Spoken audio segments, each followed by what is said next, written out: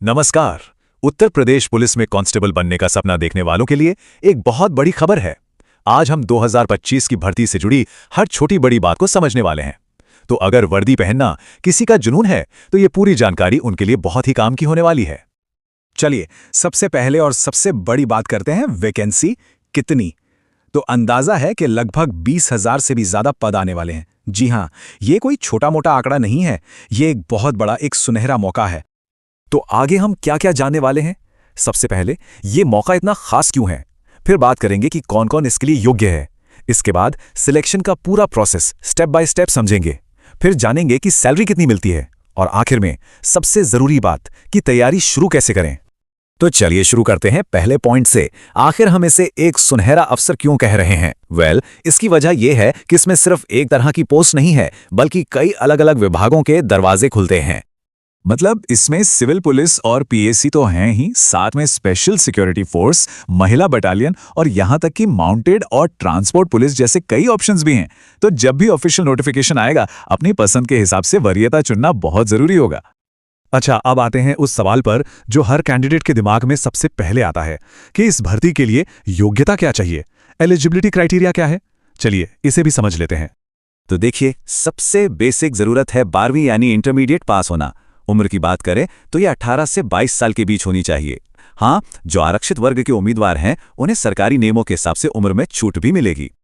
अब बात करते हैं फिजिकल स्टैंडर्ड्स की, जो कि बहुत जरूरी हैं। पुरुषों के लिए जनरल, ओबीसी और एससी कैटेगरी में हाइट कम से कम 168 सेंटीमीटर होनी चाहिए, जबकि महिलाओं के लिए 152 सेंटीमीटर। पुरुषों के लिए सीने का माप भी जरूरी है। और जब बात दौड़ की आती है तो पुरुषों को 25 मिनट में 4.8 किलोमीटर और महिलाओं को 14 मिनट में 2.4 किलोमीटर की दौड़ पूरी करनी होती है। ठीक है, तो मान लीजिए कि योग्यता की सारी शर्तें पूरी हो गई। अब आगे क्या? अब आता है सबसे अहम पड़ाव, सिलेक्शन का पूरा प्रोसेस। और इसे समझना तैयारी की सही स्ट्रैटेजी बनाने के लिए बेहद जरूरी है। ये पूरा सफर 4 मेन स्टेप्स में बटा हुआ है। सबसे पहला और सबसे बड़ा चैलेंज है लिखित परीक्षा। इसे पास करने के बाद होता है डॉक्यूमेंट वेरिफिकेशन, फिर आता है फिजिकल स्टैंडर्ड टेस्ट यानी पीएसटी, जिसमें कद और सीने की नाप होती है, और आखिर में होता है फिजिकल एफिशिएंसी टेस्ट यानी पीईटी, जिसमें दौड़ होती है। जैसा कि मैंने कहा, लिखित परीक्षा इस सफर का पहला और सबसे अहम पड़ाव है। इसमें कामयाबी के लिए 4 पिलर्स को मजबूत करना होगा। पहला, सामान्य ज्ञान, दूसरा सामान्य हिंदी, तीसरा मैथ्स यानी संख्यात्मक योग्यता, और चौथा रीजनिंग यानी तार्किक विवेक। हर सब्जेक्ट अपनी जगह बहुत महत्वपूर्ण है। चलिए अब बात करते हैं उस चीज की जो इतनी सारी मेहनत के लिए एक बड़ी प्रेरणा बनती है, सैलरी। आखिर एक यूपी पुलिस कांस्टेबल को वेतन कितना मिलता है? तो देखिए, ऑफिशियल पे बैंड के हिसाब से यूपी पुलिस कांस्टेबल का वेतनमान 21,700 रुपए से शुरू होकर 69,100 रुपए तक जाता है। ये बेसिक पे है, जो कि एक बहुत ही अच्छा स्टार्ट है। अब अगर इसे आसान भाषा में समझें तो इसका मतलब क्या हुआ?